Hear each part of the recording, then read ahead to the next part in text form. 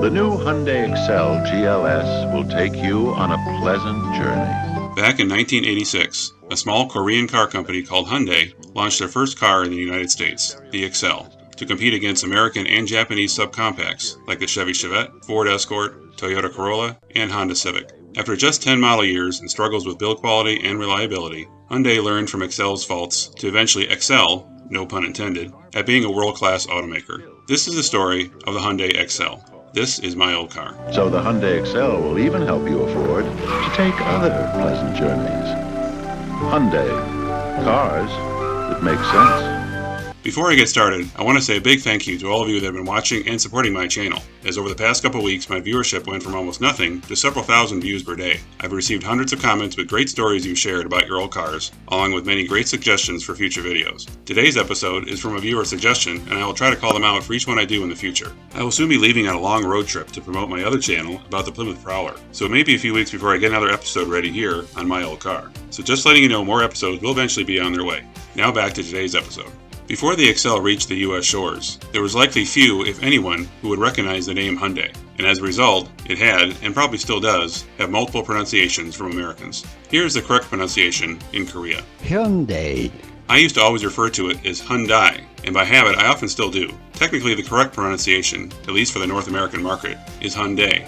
Hyundai. Cars that make sense. But if you're from the UK, you'd think I was saying it wrong either way, because the British call it Hyundai. And Hammond's Hyundai. Whatever you call it, I'm sure in 1986 there were a whole lot more ways people were saying it, and most all of them were wrong. Before the Excel was launched in the US, Hyundai first entered the North American market by way of a model called the Pony, sold in South Korea beginning in 1975, and imported to several other countries around the world for the next several years, including Canada in 1984. Canadian emission standards were more lax than the United States at that time, thereby allowing imports of the Pony to Canada, where it quickly became the country's highest-selling car, despite quickly gaining notoriety for its poor build quality. Due to being unable to sell the Pony in the United States, in 1986, Hyundai partnered with Mitsubishi to import a new model called the Excel to the US, using the same platform as the Mitsubishi Mirage. Available as a 3- or 5-door hatchback or 4-door sedan, Hyundai set the base price at just under $5,000 US. Thanks to that price and some initial good press in magazines such as Fortune, the Excel set a record for a first-year import with sales of almost 169,000 units for the 1986 model year.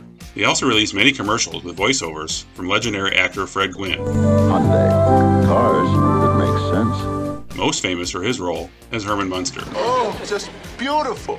Sales of almost 170,000 were impressive for a car maker brand new to the US market, with no other models to sell, considering the amount of competition it had, primarily from the Japanese, but also from the Americans. Although in the case of the Chevy Chevette, by that time its sales had been sliding for the past few years, so the Excel probably helped put some of the final nails in the Chevette coffin. The Excel clearly didn't try to be new or different than its rivals, especially those from Japan, or from the American brands like GM selling Japanese cars. Its boxy, straightforward shape was just about as 80s as it gets.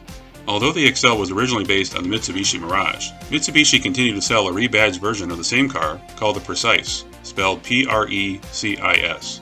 And since a significant portion of Mitsubishi was owned by Chrysler at the time, you could also get the same car badged as a Dodge or Plymouth Colt.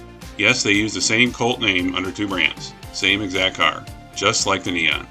That's another good one for a future episode. 1986 through 89 Excels remained relatively unchanged in terms of look and options, with 1.3 and 1.5 liter 4-cylinder engines sourced from Mitsubishi with a whopping 66 horsepower. Yet their sales continued to climb to a high of almost 265,000 for the 1988 model year. With sales like that, you'd think that Hyundai must have also had a great reputation for quality, but instead, the Excel was often being compared to the Yugo. Woohoo! I'm driving the Yugo! Since both cars tried to reach the bargain basement in terms of pricing, as well as quality. By 1989, the lower price advantage started losing to the car's dependability failures, resulting in a sales drop of almost 50% that year. To spice things up a bit, in 1988, Hyundai introduced a 2-door version of the Excel, but gave it a different name. And this is another one that sounds different in America compared to elsewhere. In the US, it was called the Scoop, spelled S-C-O-U-P-E. But if you went to, say, the UK, they called it the S-Coupe. An S Coupe. It is a Hyundai S Coupe, 1.5 litre, and I think you'll agree, well, there's only one word for it. Coupe. Scrap.